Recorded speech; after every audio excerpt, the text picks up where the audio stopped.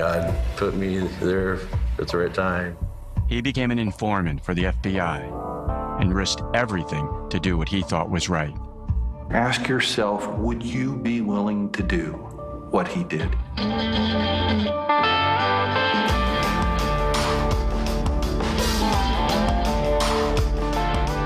Truth and Lies, The Informant, a 5-part series from ABC Audio. Listen wherever you get your podcasts. When was the last time you had a made-from-scratch pizza, all the way down to the dough? That's what they do with their pizzas at O'Kelly's Bar and Grill in Fargo. Handmade from scratch, fresh every day, including the dough. And you know what else? You can use those same made-from-scratch pizzas for fundraising. If your group is looking for new, easy ways to raise money, O'Kelly's is there to help. Your organization can sell pizzas, soup, and stew for fundraising. Just talk to Tori at O'Kelly's. O'Kelly's, delicious food, priced right. I-29 in Maine in Fargo. Hi, this is Vince from Hot Spring Spas and Pool Tables 2. Kicking off the new year, it's a good time to remember what every day made better really means. It means when you sit in hot water, you're physically better below the water, you're mentally better above the water, and then you're better relationally beyond the water. It's magic. Come see us at Hot Spring Spas and Pool Tables 2 in Grand Forks, West Fargo, and Bismarck. Online at hotspringspaandpooltables2.com. hotspringspaandpooltables2.com.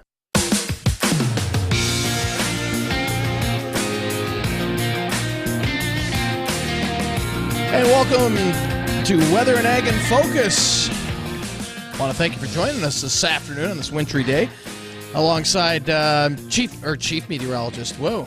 Well, how about Meteorologist Extraordinaire Justin Storm? Maybe he's going to. It's okay. You can give me a promotion. Maybe he's going to get a promotion. And Ag Director Extraordinaire Bridgette Readel. Thank you, guys. What a day out there today, man.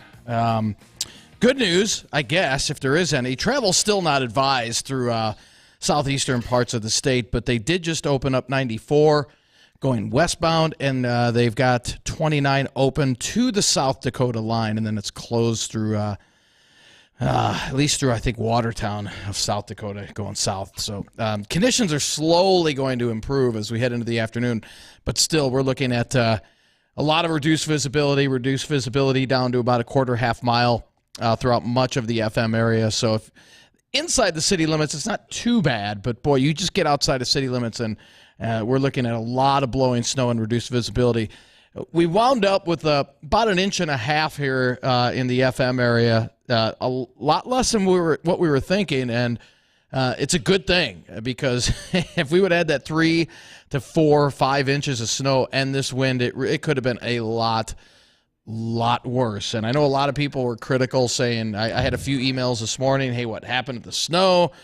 We got the snow and we got the blizzard conditions, and you're complaining. But there was a lot of dry air. I put an article on our website, WDAYradionow.com. You can take a look at that. Kind of a good explanation of why we didn't get as much snow as predicted, and the models have just been absolutely horrible trying to forecast snowfall totals this winter. They've just been about useless, to be honest with you. Okay, why? Why have they been useless? You know, that's a very good question. A lot of times, and it's when you get that dry northeast flow. So we had we had a big area of high pressure up in Canada that was funneling in some dry air from Canada, and that undercut a lot of the moisture trying to move northward. Even areas down into the far southeastern corner of the state and around Sisseton, although it's bad, they just didn't get the snow totals because that dry air undercut. Why the models are not picking up on that, that's a good question, Bridgette. Can do a little digging on that, but Justin, do you have any input on that? Because it's typically with those north or northeast flows when dry air is being advected into the storm that we always get undercut, and the models just don't seem to pick it up until the last minute. I noticed last night's late model runs, the short-term model runs, finally started to pick up on it. So what's your 2 cents on that, Justin? You know, I think it comes a lot down to just how large of a variety that snow can fall at and the ratio that it does. I mean, you can have a half inch of rain or liquid equivalents that falls. And if it falls as snow, in all reality, that could be that half inch of water could turn anywhere from 3 inches of snow to about 15 inches of snow. So gauging what that snow ratio that it's going to fall at is the most critical part. And the models, some of them do a fairly good job at it, but a lot of them like to overdo what that snow ratio is going to actually fall at. So, and here's a good example, and I sent this to you guys on Slack.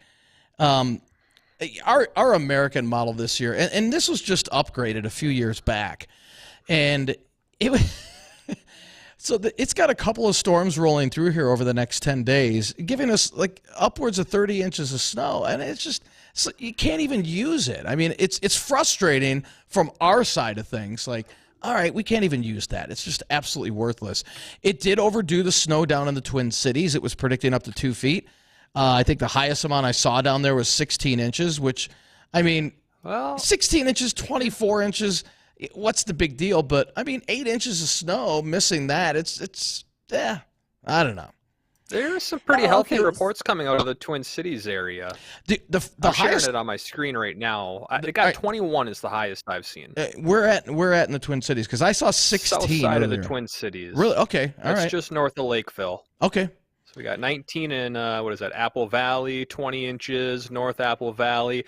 A pretty good 12 to 18 is the theme for what fell, but there were a few areas that saw upwards of 20 to 22 inches of snow. But, I mean, that's where the heaviest snow was, where we thought it was going to be about 10 to 20 inches of snow down there. It's just the valley didn't quite materialize those snow amounts. Anywhere from about 1 to 6 fell through the Southern Valley. Yeah, it just which is fine. I'm not complaining. I mean, so shouldn't that be the positive? Okay, we had it spot on that there was going to be a storm coming, and we predicted this back in November when we did our fall weather special. Something was going to happen. And even though we had less snowfall, that's a positive, because had we had more snow based on the wind out there, it would have gotten even worse than where we were at. So I look at this as a positive. And you know, the forecast where the heaviest snow was going to fall was spot on. South Dakota, right through the Twin Cities. It's exactly where the heaviest snow fell. It was just that pesky dry air that limited the snowfall totals as that moisture tried to pull north. So, but all in all, you know, this is just a good example. You don't need a lot of snow to have a blizzard. Only picking up an inch to 2 inches here in the FM area, and it was full-blown blizzard conditions, whiteout conditions from about 6 o'clock till about 9 o'clock this morning. So it was bad, and it's still outside right now. Conditions are improving a little bit, but we're still looking at a lot of reduced visibility and blowing snow. So winter weather advisory continues in effect. Blizzard warnings still in effect for Richland and Wilkin counties down to our south, and it's just not a pleasant afternoon. There's no way to cut it. And did you guys see that? So out in Southern California, and this is great news for California.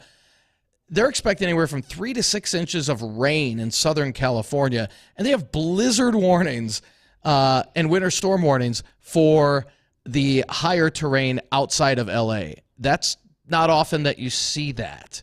But the good news is they're getting, again, some much-needed rain and much-needed snow at the higher elevations. That's going to help fill up the reservoirs. That's going to help with the drought conditions. That's going to help with agriculture out in the western states. So that's great news to see these storms starting to pound inland on the West Coast. Okay, it's great news, but I saw that on National Weather Service announcement on Twitter.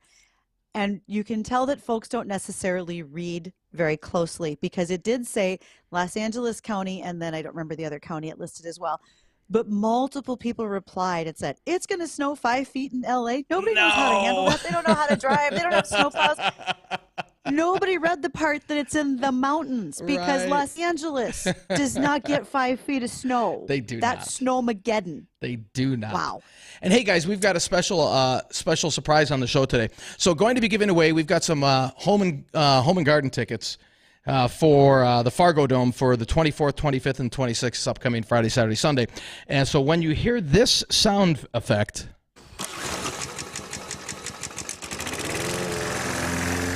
doesn't that get you in the mood for spring and summer? The old starting up of the lawnmower. When you hear that throughout the show, Go buy What's that, Justin? I got to go buy myself some white sneakers so I can go cut my new yard. Yeah, right. So when you hear that sound effect, pick a number 1 to 10. Bridgette. 32. 7. So when you hear that sound effect, we'll be giving away 2 sets. So you can be caller number 7 and caller number 8 when you hear that sound effect, and we'll get you a couple of tickets to the Home and Garden Show, which, again, something to put you in some warmer weather spirits after today's weather. Will be very... I think me and Bridgette are just going to cop those tickets from you. You want to make a date out of it, Bridgette? Well, we might as well. I mean, I hear it's going to be nicer then. I've only got 4, guys. That's it. Just 4. Well, looks like someone's only getting 2 then. Right. We got a plan now. But we are going to catch that's up with some...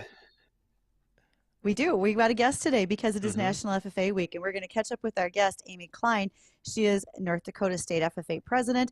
Her dad reached out to me on TikTok and said, how would you like to talk to the current state president? And I said, well, of course I would. So this will work out perfectly well because it snowed and I couldn't get to South Dakota for a bull sale. So it looks like I'll have to do that a different day, you guys. And we will continue with Amy, and we'll talk about all the upcoming weather for the weekend right after we come back from this.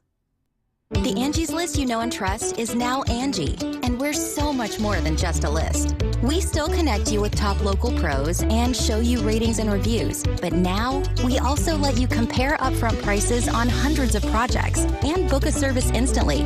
We can even handle the rest of your project from start to finish. So remember, Angie's List is now Angie, and we're here to get your job done right. Get started at Angie.com. That's ANGI, or download the app today. Don't miss Ashley's President's Day preview sale going on now. This week only, beat the crowds and get early access to the best President's Day deals, including 10% off trending styles throughout the store and online. And with special financing options available for all budgets, refreshing your home has never been easier. Hurry into your local Ashley store or visit Ashley.com to shop and save today. Only at America's #1 furniture and mattress store, Ashley. See store or Ashley.com for details. Do you suffer from stiff, achy, chronic knee pain? Have you been told you have arthritis? Is knee pain keeping you from enjoying your favorite hobbies? If so, the next 60 seconds could change your life. Please listen carefully. If we find you are a candidate for our unique approach, we will do a trial treatment, and day 1 you will know without a doubt if we can help you. Pick up the phone right now and call 701-502-6200. And best of all, we may be able to reduce and even eliminate your knee pain without pills, shots, or surgery. Due to limited capacity, you must call now at 701-502-6200. Hurry. Call now to find out if you qualify for our program that is changing lives and helping people save time, money, and agony. Call now 701-502-6200. You have nothing to lose, so call right now. Oil and natural gas create opportunities for North Dakota. In fact, over 50,000 North Dakotans have good-paying jobs thanks to the oil and natural gas industry. Real people finding prosperity in their careers and bringing it home for their families and communities. It's one of the many ways oil and natural gas are making life better in North Dakota for generations. North Dakota's oil and natural gas, advancing the possibilities. Welcome to Soybean Minute, your source for timely soybean news. This is North Dakota Soybean Council Director Jim Thompson of Page. The North Dakota Soybean Council will continue to offer a free 2-day soybean marketing and risk management seminar for soybean producers. Learn more about marketing soybeans in North Dakota's evolving soybean markets. Topics to be covered include trading technologies, basis, options, hedging, and producer marketing plans and strategies. This seminar will be held on March 14th and 15th at North Dakota State University's Commodity Trading Room in Berry Hall and Fargo. The course will be facilitated by noted professors Dr. Bill Wilson and Dr. Frayne Olson of NDSU. This seminar is free and open to North Dakota soybean producers. If you've been before, come and refresh your knowledge. If you haven't, bring your farm management team and sharpen your soybean marketing skills. Register today online at ndsoybean.org. This message is brought to you by the North Dakota Soybean Council and the Soybean Checkoff.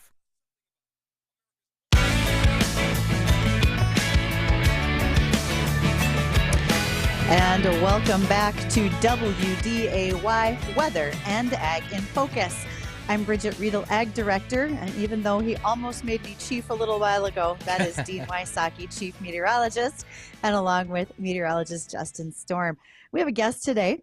Her name is Amy Klain. Amy happens to be current North Dakota FFA State President. And yes, we've talked a lot about FFA this month. It is National FFA Week right here in the middle of February. We always surround it in February for a very special reason, and we'll talk about that with Amy in just a moment. But Amy, thanks for joining us. Go ahead and introduce yourself. Yes, absolutely. Thank you for having me. So my name is Amy Klain. I'm originally from the Turtle Lake Mercer FFA chapter, and I serve as the current state FFA president. So actually right now I'm in Killdeer for National FFA Week, and I have been doing workshops all day. So yeah. All right, Amy, I have lots of questions to ask, and I hope the guys do too. And for those of you who are listening and want to ask your questions, especially as we see more FFA chapters opening in the Red River Valley, you can call us at 701-293-9000 to chat with Amy today, or emails agorweather@flagfamily.com. So Amy, let's just back up a little bit. National FFA Week is always this week in February because of the holiday we had on Monday. It was former president's birthday. So yeah, super exciting. Yep, we always have it surrounding George Washington's birthday. George Washington is actually the symbol that we use for the treasurer when we do opening ceremonies within FFA. There's several different symbols that we use throughout that organization. And Amy, tell us about how you got started in your career in FFA, being from Turtle Lake, some of your experience programs, your contests, those types of things. Yeah, so this is like my favorite story to tell. I get asked this quite often, which is super awesome. So I joined FFA as a 7th grader. My ag teacher at the time was super awesome, and she took a chance on me, and she believed in me, and it really helped me to become the best version of myself, and that just instilled that passion in me for FFA. And Alfred Schwalbe was the state president at the time, and he really is the reason kind of why I ran for state office. I've always had this dream of, being a state officer, and he's really why. So that year he was president. I got to know him at a few contests throughout the winter and see him at different FFA events, and one contest in particular was at Carrington. So I was in the agricultural sales contest, and I was like so nervous, right? So I'm like this, young little 7th grader, and I was like, I want to do well, and he's like, Amy, like, go in there and do it. Like, I believe in you. Whatever happens, happens. And like, I went on to have the best sale of the year at that contest, and so I just kind of think about that experience and like, oh my gosh, like, he believed in me, and he knew my name, and I was like, wow, like, I'm friends with the state president. This is crazy. This is awesome. And so that really just kind of sparked my passion, and then going to state convention that year, and then really just like, progressing through my FFA journey. It's just always been that spark and that fire. And I was thinking back about, I always wanted to run for state office ever since I met Al, I guess, and his whole state officer team that year was wonderful. And we've had so many wonderful state officers since then. Amy, what would you say is your biggest since you've been in FFA? What would you say is your biggest accomplishment so far? Oh wow, that's a really big question. So. Obviously being president is a pretty big accomplishment. In order to get to this position, I had to go through many interviews and the screening committee and everything. But I would say, like, in terms of contests and stuff, a few years back, my team and we won the state floriculture contest at state convention, and I was actually the high individual that year as well. And so my best friends were on the team with me, and we had worked so hard to do well and to win. And we actually back my freshman year, we had lost the contest as a team by 11 points, and the contest was 2,700 points at the time. And so to lose by 11 points, it stings a little bit. So, we wanted to come back and do well, and then COVID hit, and we're like, okay, it's finally our year. So, we had worked really hard, and we had longed to succeed and win. And so we finally did, and went to nationals and did really well too. So I did it with some of my best friends, and our hard work paid off. Amy, I was wondering, what has FFA done or provided for you in your time being a member within FFA? FFA has provided me so much. So wherever I go, I know that I'm set up for success. So one of my favorite parts about being an FFA is meeting so many people. So through FFA, I have made so many connections. Everywhere you go, there's somebody that can connect to FFA in some sort, whether they were at FFA or someone they know was in FFA. I was actually at a conference that wasn't agricultural based at all this past winter, and the president of this organization, he was a state officer back in the 80s. And so, these connections that you can make. And one of the biggest things that I also talk about is FFA has given me so much confidence in myself. I wasn't always that way, and I still am definitely not perfect, but if I have to get up in front of people or go meet other people, I have the confidence to do that. I've always been kind of a talker. I guess you can probably tell that. Some people say it's a gift, others say not so much. But, through ag sales, I've learned how to communicate with people and just really learn how to be an overall good leader. And teamwork's also a super important aspect. So that I've learned on my teams. But I guess it's not really one specific answer, but kind of a lot. FFA's done so much for me. Mm-hmm. So. Well, that's super awesome. And how about opportunities? And you were just kind of alluding to a few of the things that you've been able to build as a person with your communication skills, your confidence. What kind of skills and other opportunities are opened up by being a member with FFA for yourself and other members as a whole? Yeah, so definitely a lot of other opportunities, growing as a leader, but there's so many other opportunities to travel. So I really didn't get to travel all too much, but through FFA, I've gotten to travel to many different towns on weekends and then out of state as well. So we got to go to National Convention in Indianapolis. I've been there twice now. I went once to compete and then once as a state officer, which was so cool. It was incredible to see, one of our officers had never been on a plane before, but she was given the opportunity to go on a commercial flight because of FFA. And I've been to Washington, D.C. twice. I went this summer to Washington, D.C., and then I actually went just a couple weeks ago. It was right over Giving Hearts Day. So I've been given the opportunity to travel a lot, which is so exciting, and make those connections with people. So, Amy, as we reach 1:30, we're going to take a moment to catch up with some of our commercials and so forth, but we don't want to lose anyone. We want them to stick with us as we continue our conversation with Amy Klain. She's currently serving as North Dakota's state FFA president. And when we come back, Amy, I want to ask you about scholarship opportunities, because we talk about the leadership and the professionalism that students earn, but FFA can also benefit you as you further your education when it comes to scholarships and also some of the mini grants that you can earn for your Ag Experience program. So we're going to catch up with Amy and answer those questions when we come back right after this. Your MSUM Dragons are heading down to Sioux Falls for the NSIC basketball tournament.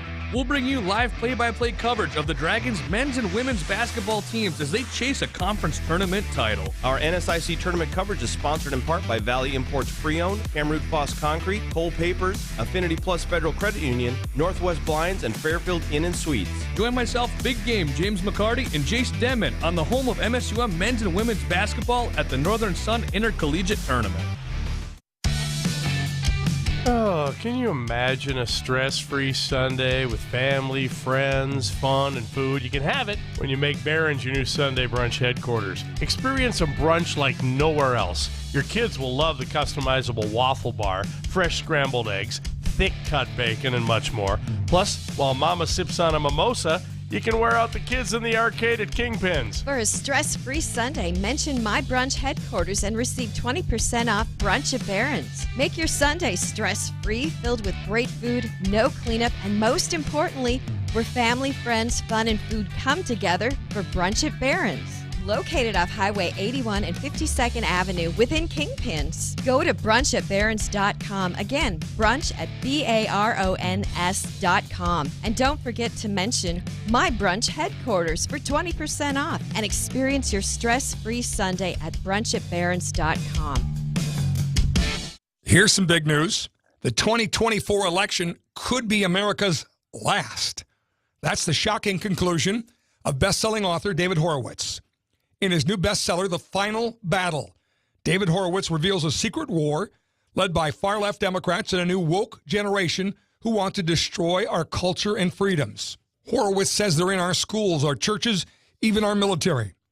The Final Battle explains Joe Biden and big media and how they want to stop Trump and DeSantis in 2024 no matter what. Horowitz names the names of secret players working to change America. Newsmax calls Final Battle the book of the year. Dinesh D'Souza says it's the biggest expose of Joe Biden and the Democratic left ever. Get Final Battle in bookstores or check out the free offer and save $28. Just call 800-NEWSMAX. That's 800-NEWSMAX. Or go online to finalbattle611.com. Finalbattle611.com to get your free copy today. When you're headed to Sioux Falls, the Fairfield Inn & Suites is the perfect place to stay. With complimentary breakfast and great accommodations, including pool and hot tub, the Fairfield Inn & Suites is across the street from the Sanford Pentagon and 2 miles away from the Denny Sanford Premier Center. They have a shuttle to and from the airport, next door to the Blue Rock Bar and Grill, and only a half mile from Great Shots. Whether you're in Sioux Falls for a tournament, a weekend getaway, or a stop on the way to somewhere else, make your reservation at the Fairfield Inn & Suites by Sioux Falls Airport and enjoy your stay. If you're looking for honest, dependable, over-the-top customer service at affordable prices, you'll want to do business with Welton's Tire Service in Lisbon, North Dakota. Welton's is a name you've grown to trust, proudly serving the area for 50 years. Welton's Tire always works hard for customer satisfaction and service. They offer brands for every make. If you need tires, repair, maintenance, or on-farm tire service, contact Welton's Tire on Main Street in Lisbon. Tell them Beth sent you. Online at weltonstire.net. When was the last time you had a made-from-scratch pizza, all the way down to the dough? That's what they do with their pizzas at O'Kelly's Bar and Grill in Fargo. Handmade from scratch, fresh every day, including the dough. And you know what else? You can use those same made-from-scratch pizzas for fundraising. If your group is looking for new, easy ways to raise money, O'Kelly's is there to help. Your organization can sell pizzas, soup, and stew for fundraising. Just talk to Tori at O'Kelly's. O'Kelly's, delicious food, priced right. I-29 in Maine in Fargo.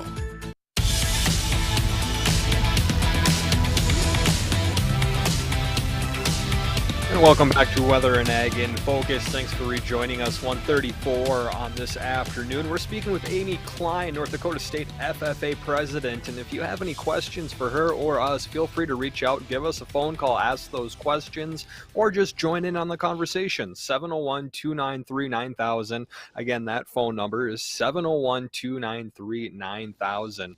Now, Amy, before we went to break there, you'd kind of touched on a few things that were going on over Giving Hearts Day. And I wanted to touch on that subject just for a moment because you guys had a record donation that was provided to you through Giving Hearts Day. And I think was it $64,000, Bridgette? I believe Somewhere this around year there? was actually, it was closer to 67,000 yeah. is what was totally raised, right? Yeah, so awesome. roughly $67,000, yeah.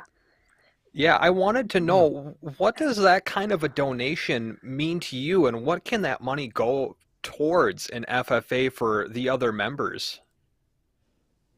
Yeah, so those donations go towards a lot of different things in the state. And if people are listening and they have questions, kind of the lady to talk to about a lot of that is Beth Allen, who is our executive director at the foundation. She deals with a lot of that, but to just kind of touch on in general, like what our money goes towards is it allows kids to do all the things in FFA. You know, everything costs money, and we are so grateful for all of the donors that allow us that have donated money, that allow us to do all the things that we love in FFA. And some of those things, Amy, I think it's important to note they fund scholarships, the mini grants, the travel for students. And so when I mentioned before the break, scholarships and the mini grants, can you describe those just a little bit, what students are using that money for? So scholarships, so there are a few different kinds of scholarships, and if people, like I said, people are interested in, learning more, the North Dakota FFA Foundation is kind of the head of that. So there's, on their website, there's some great information, but, we talk about scholarships, so there are many scholarships available. There are college scholarships, there are scholarships that allow students to travel to Washington, D.C. for the Washington Leadership Conference, which is so awesome. And beyond that, there are Egg in the Classroom grants as well that they do. And just a whole bunch of grants. They offer grants for SAEs, which are supervised agricultural experiences. So those are super important in FFA. They're part of our 3-component model. And SAEs really allow kids to kind of pursue their passions in FFA. And Amy, what's your SAE? So I actually have 2 SAEs. So I have an SAE in beef cattle production. So I work on my family's farm and ranch as a ranch hand. And then I've done that since 2018. That would be the picture on the screen. Yeah, so that's me feeding the cows with buckets of corn. And then, I don't think Dixie's in that picture. Dixie's my favorite cow. She's my pride and joy, but she's not in that picture. But other than that, I also have another SAE where I helped a vet outside of Mandan. It was in veterinary science, so I got to learn a lot from him. He's a family friend, Kirk Johnson, and he really taught me a lot. I got to go along and PG some cattle, and I got to be in on a couple surgeries. I actually got to put in some sutures, which, had I not been active in FFA or had I not pursued that SAE, I wouldn't have had that experience. So, well, if you think of it, what could you describe AI? Because maybe those listening don't know what that stands for, or PGing in cattle. Okay, so AI is artificially inseminating. I guess I didn't do that with the vet. I misspoke. But that's okay. That's a whole process. There's a lot to that, and there are a lot of great educational videos online if you want to learn more about that. But PGing, so pregnancy testing, so that's what I did a lot with him. So we go out to these farms and ranches for people, and we check to see if their cattle are pregnant. And so what that does is it, allows the farmer or the rancher to know if that cow will be having a baby, or maybe they might want to sell that cow if they will not be having a baby. So yeah, super cool. And I actually got to do it, so that was really cool. Was it the big giant sleeve or an actual ultrasound? How were you PGing that? We ultrasounded, yes, we ultrasounded. So yeah, like I said, there are a lot of great informational videos online if people want to know more about it. Talk to your local vets. It's really cool. I didn't know exactly how it was done, but I was always so interested in it. And I'd be peeking my head around the corner, and he's like, "Well, get in there." So I did it. Yeah. And Amy, if what advice would you give to somebody that is looking to get into the FFA? Yeah, so my biggest piece of advice is to go for it. Maybe somebody's listening doesn't exactly know how to get involved. Talk to your local ag teacher, talk to your parents, talk to the people in your community, and you will be able to get connected with somebody who can get you involved with the FFA. If you don't have a local chapter, go ahead and reach out to your ag teacher. Maybe that could be something that could be worth starting.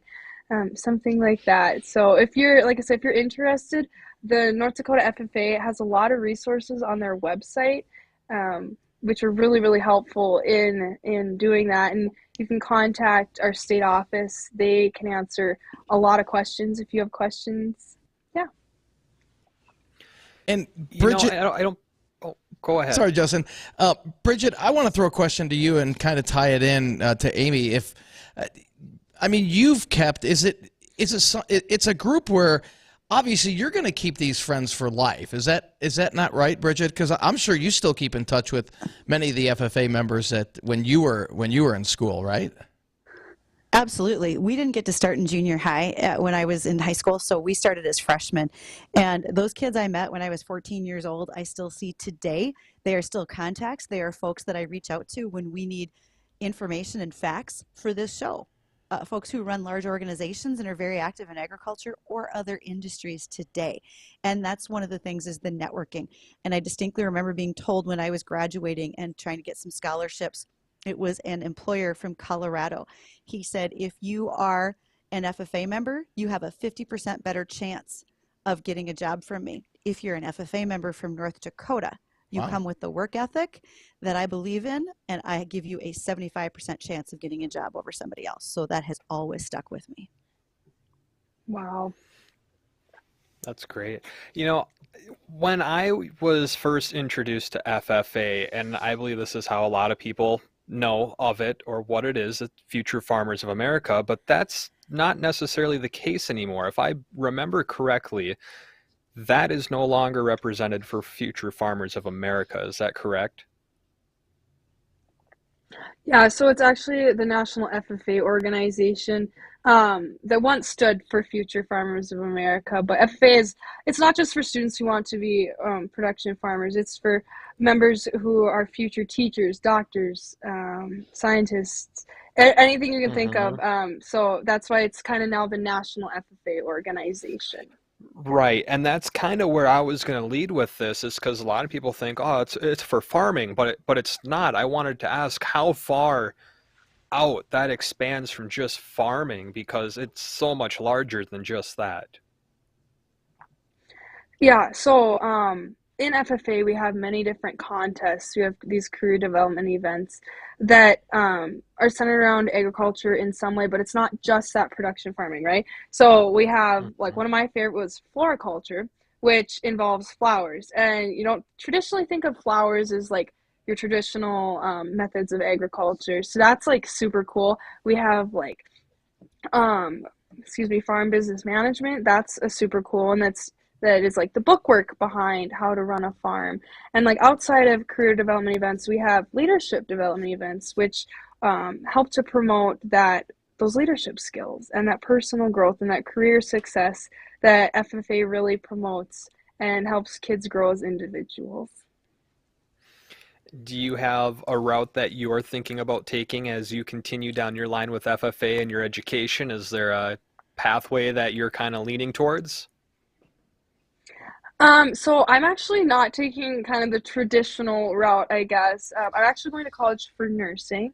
I had a few health battles in the past, and so that kind of steered me towards going to the medical field, but I want to come back to a small community and take care of those people, those farmers, those ranchers. Like, my ultimate goal would to be a family nurse practitioner in that small community, and FFA always has been a huge part of who I am and will continue to be a huge part of who I am. So I have no reason to believe that it won't be a huge part of my future as well.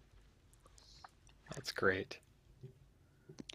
Well, Amy, we truly appreciate you joining us today and sharing all of the things that you know and do within this organization. I know folks might wonder why we always talk about it, and I'll be selfish here and say it's fairly near and dear to my heart. So, and a shout out to all of the folks who were helping with Giving Hearts Day, because it feels like as FFA alumni, we tend to give back and stay very involved. And this year, for the second year in a row, the FFA won an additional $6,000 prize for having the most retained donors year on year. So I thought that was pretty exceptional as well. There's a lot of loyalty there. Makes a difference for students. Absolutely. And that website again, what's your website for the association as well as for the FFA Foundation, Amy? Yes. So for the association, it's ndffa.org. And then for the foundation is the ndffafoundation.com. So if you go, you can connect with us on Facebook, on Instagram, social media. And if you send a message, we can get you connected to where you need to be. Okay. Just as I keep an eye on the clock, Amy, we've got just a couple last things before we wrap up today. And how many FFA members and chapters are in the state of North Dakota? How many FFA members? So there are over 7,000 members in the state of North Dakota. I don't remember the number of chapters off the top of my head. I have a sheet with it. I want to say it's 82, but or 92. I don't remember quite correct. Do you have that number? I think it's 92 when you said that. 92. Okay. I couldn't remember. Yep. Now that you asked me that, I was like, I literally just forgot it when you asked, but thank you. It's like having our own FFA quiz contest here, Amy. How's that sound? We're just going to run all these things right by you so you get a chance to keep them fresh on the top of your head. So we appreciate Amy joining us. We thank you so kindly for that. And yes, I even, as proud as I am, I even still managed to embarrass myself. So I did send the guys a picture of my FFA. That is an awesome picture. Look at that. Was that naturally curly, Bridgette? God, no, that's a spiral perm. Like it is. Yeah. Oh, that's awesome. Yep. That is so 80s. That was my senior year. So there we got it.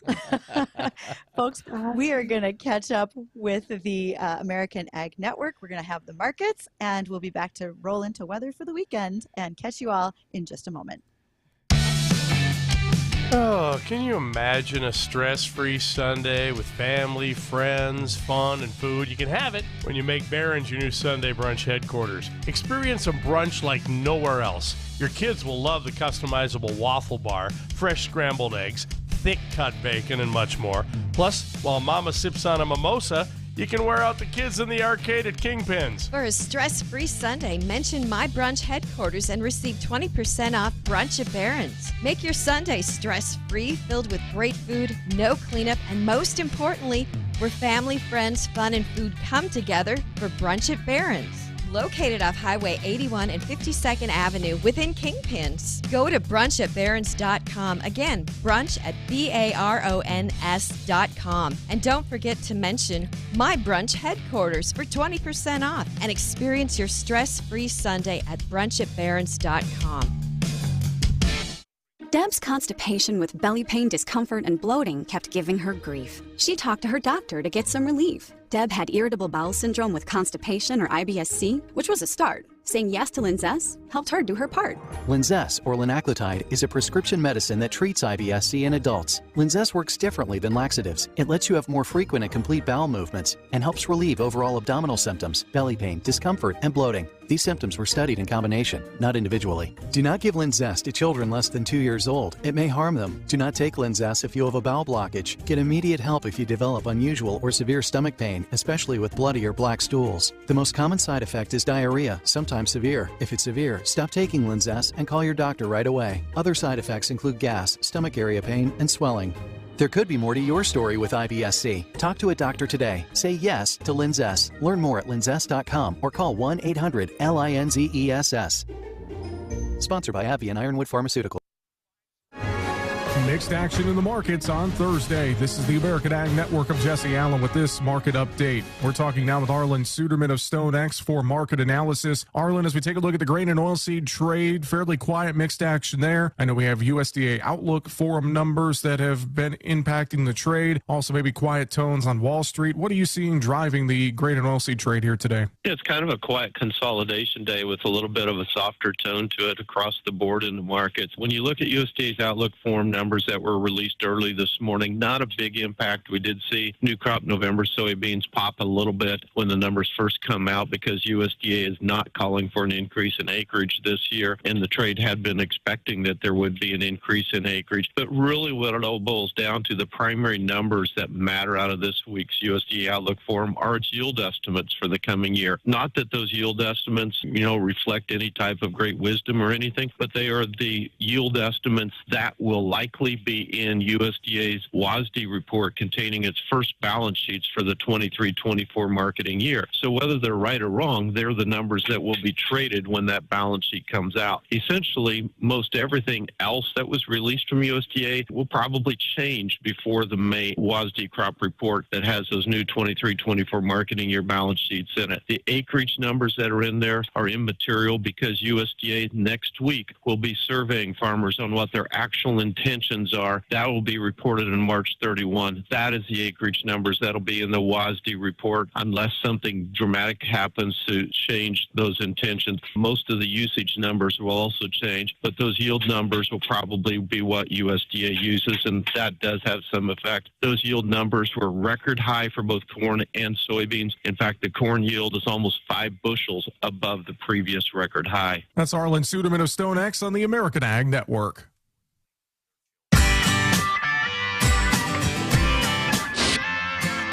And welcome back to Weather and Ag in Focus. Again, I want to thank everybody for joining us on this, I was almost going to say Friday afternoon. Almost. We're almost to Friday. What's that, Justin? I said almost. Almost. It's almost Friday. Yeah. No, it's Friday somewhere, believe it or not. It's Friday Eve. It's Friday Eve. How's that? And, this week. That's also true. This weekend is the Lawn and Garden Show. That'll get you in the spirit for some warmer weather. Yes. Got 2 pairs of tickets, colors 7 and 8. Colors 7 and 8 will win those tickets.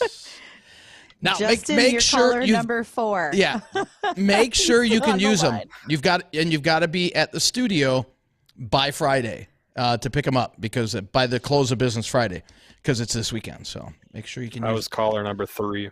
I hope they hang up on you. They did. Caller number 3. Thank you. Have a good day. Yeah. So real quick recap of the weather, and then we'll cover some WAG topics. Still a winter weather advisory in effect for blowing snow. Still a few flurries out there, but accumulating snow pretty much done. We picked up about 1 to 2 here in the FM area. A little higher amounts down to our south. And still travel not advised through most of southeastern parts of North Dakota.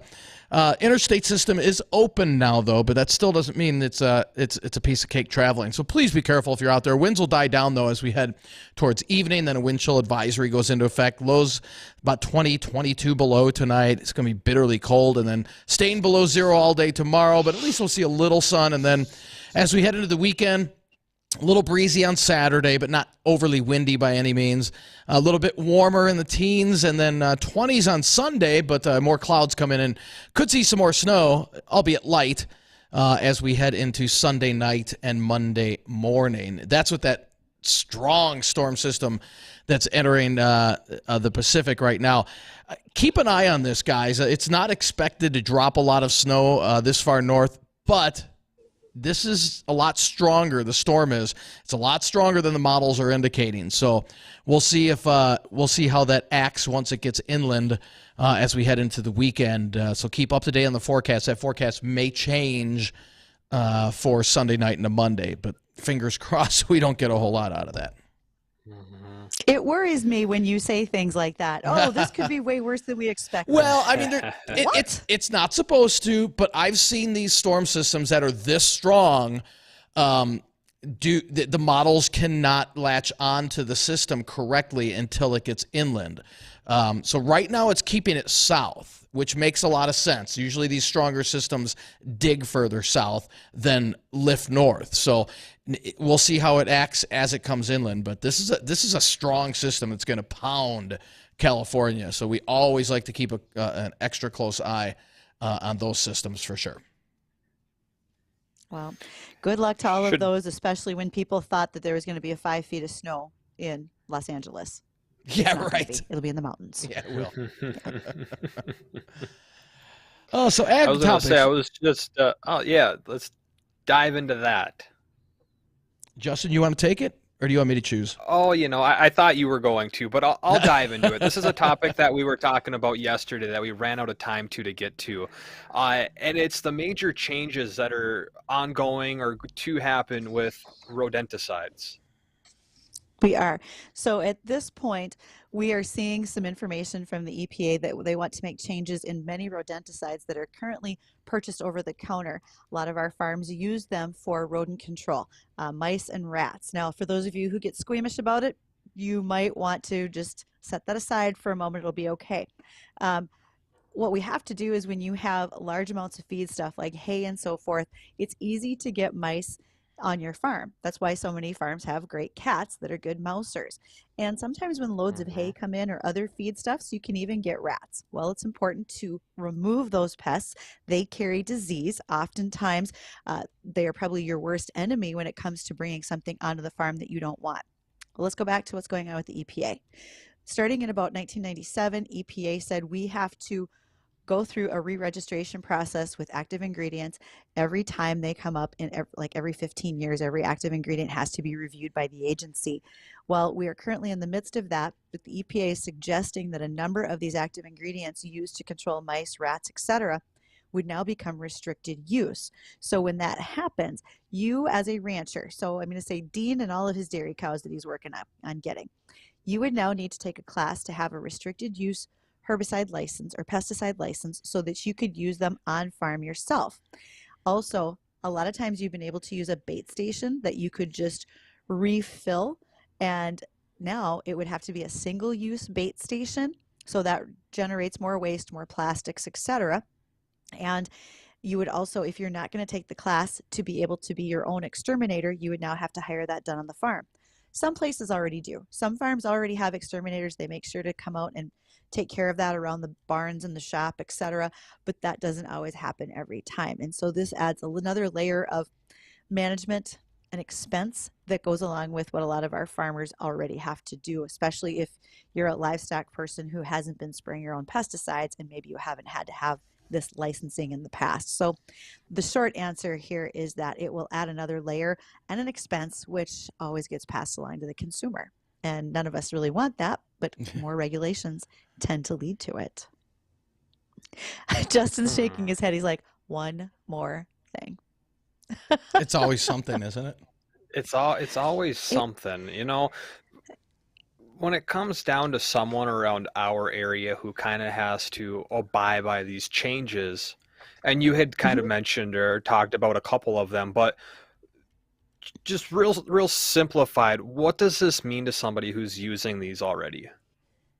Okay, so if you're already doing it, you will now have to get a certification instead of just being able to handle it, because when a product goes from general use to restricted use, you have to be certified to be able to purchase it, because there are purchase records that would record your custom application number.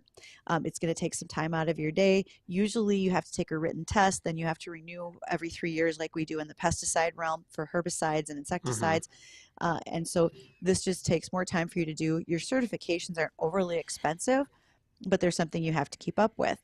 And it's unfortunate that I think about the fact that, all right, so we're going to regulate the ones that we use.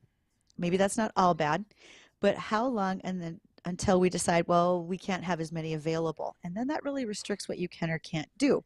You don't necessarily have time to hire a marksman who can just sit by your feed pile and shoot rats or pests if they see them. So you do want to make sure that you have that elimination going on. Again, you've got a number of farmers who already are starting to hire exterminators to handle that on their behalf, but it does add one more thing to the bottom line that you have to pay for, etc. Getting the certification, I think you had just said that it's not terribly expensive or something along those lines. What would something like that possibly be? I mean, is it just going to be cheaper to hire someone out to do it, or to take the time, study, and pay to take this certification every 3 years? Depends how you want to handle it. Personally, I've had my commercial applicator's license since I was in college. I think it cost me somewhere between $50 and $75 every 3 years to renew, and I need to sit through an 8-hour class in order to do that. But for the initial investment, if you have to take the time to study and be prepared to do it, and that also, if you move products to restricted use, that may increase the amount that you have to pay when you purchase them. That also would be an additional cost. Interesting. Well, thanks for sharing that, Bridgette. It's pretty interesting. If you have comments on that, feel free to give us a call tomorrow, because we're running low on time. So we want to thank you for joining Weather and Ag in Focus on this afternoon. Remember, traveling still a little slippery and some reduced visibility out there. Winter weather advisory does remain in effect for today, and then a wind chill advisory goes into effect tonight into Friday morning. But everyone out there, have a safe and happy rest of your afternoon. The Jay Thomas Show is coming up next. 970 WDAY